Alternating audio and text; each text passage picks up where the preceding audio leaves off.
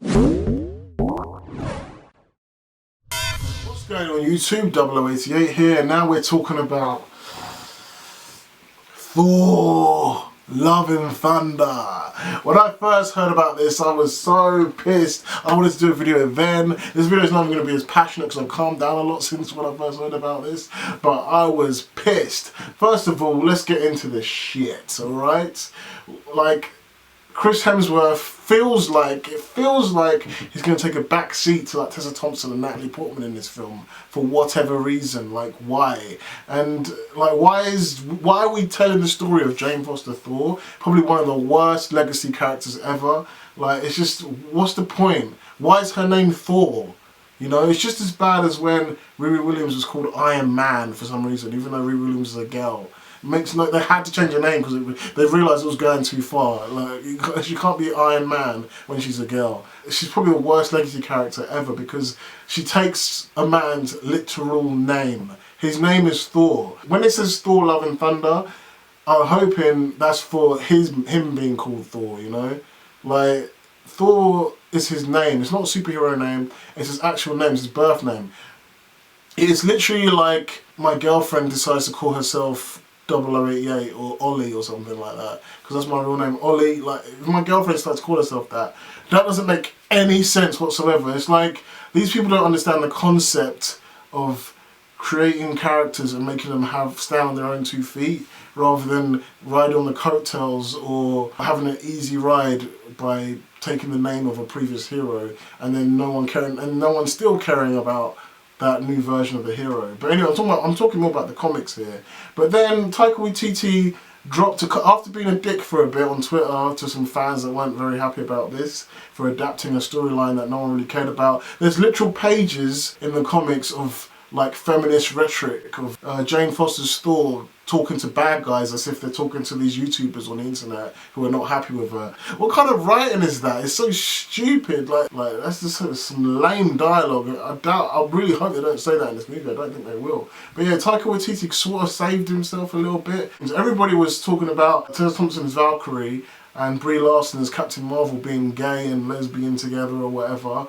And I don't really care if they do that. At this point, I just don't give a shit if they do that. Go on, go for it. And then we got Captain Marvel. I'm shocked that she had a relationship with Rhodes in the comics because they drew her like a pure gay woman.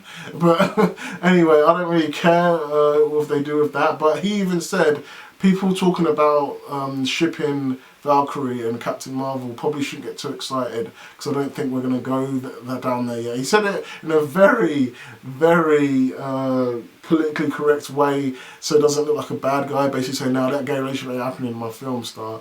But yeah, and then we got Natalie Portman's Thor. And everybody is saying, oh, is she going to take over from Chris Hemsworth? Is this Chris Hemsworth's last movie? Maybe he's going to have a smaller screen time and he's going to pass the torch to Jane Foster's Thor and she's going to be the new Thor and it's going to lead into these all-female Avengers crap. If Marvel want to lose money, they can do that, but I don't think that's a good idea at all. So Taika Waititi said, no, this is pretty much a Thor film. Chris Hemsworth is Thor. He's going to be the, you know, like he backed it. So I was like, okay, maybe this might not be so bad after all. Maybe the Natalie Portman being Thor is like just for a brief moment or a short time, maybe just in the third act or something. Like, but I doubt it. They're really hamming it up. They're really like showing Natalie Portman holding the hammer at Comic-Con and all this shit. Like, it's probably going to be a Thor for a long time, this film. I don't know if it's going to be the same Jane Foster that we've seen in the previous films, or is it going to be Jane Foster from another reality where she's literally Thor and it kind of justifies her name being Thor because she might be from a different reality timeline, like a what if Thor was Jane Foster and a woman. But that would mean she's Asgardian and she's basically Jane Foster in name only. In fact, her name Jane Foster shouldn't even exist anymore. It's just basically what if Natalie Portman played Thor and what if Thor Odin's son was born a woman. And is Thor a genderless name? I'm pretty sure Thor is a man's name if you look into, you know, Scandinavian like names anyway. They want to change everything these days, doesn't matter. I could watch this film, but I need to see a trailer first. I need to see what the vibes is going to be. Ragnarok, I thought was so over the top silly, but there was some really cool moments. like, I think I might like Ragnarok better than Dark World, because Ragnarok, even though it was overly comedic, the first action scene against Surtur was amazing. It was brilliant. There was some cool action scenes with what's her face, Hela, and the jokes were actually genuinely funny. Like Taika Waititi, you know, whatever you feel about him, he's pretty funny. He's a pretty funny guy. Like, it legitimately made me laugh. But the thing is about even good humour in the MCU, even if humour is consistently making you laugh and it works, that gets old real quick. You can't, like, you know, you can go back and watch Fight Club, or you can go back and watch, you know, put the Joker, the new Joker movie, go back and watch The Dark Knight. Even like Endgame and Infinity War, go back and watch those films, because there's just something there, there's like a substance there, there's like brilliant storytelling, and you just get sucked into that, immersed into that film. Whereas Ragnarok, if all it's doing is making you laugh, and the storyline is just like average or below average, which I think it kind of is, then it's not worth coming back to that much, you know. I've seen Ragnarok like a couple of times, only because I was like, I probably won't watch it again for a long time, maybe just to see the beginning action scene, but I can just see the beginning action scene on YouTube, you know. The storyline doesn't really excite me that much, so hopefully this is a little bit more serious. I doubt it, but we'll see. It might be just like watching once and that's it. But yeah, that's my thoughts on Thor Love and Thunder.